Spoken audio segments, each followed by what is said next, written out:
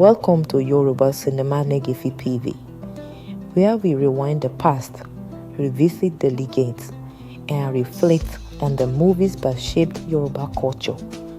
From unforgettable classics to today's rising stars, we review them all and share why they're still worth watching. Take a look at our cover series. You won't be amazed at the titles, their own scenarios, and how some of your favorite stars looked back then. It's a journey full of memory, laughter, and lessons.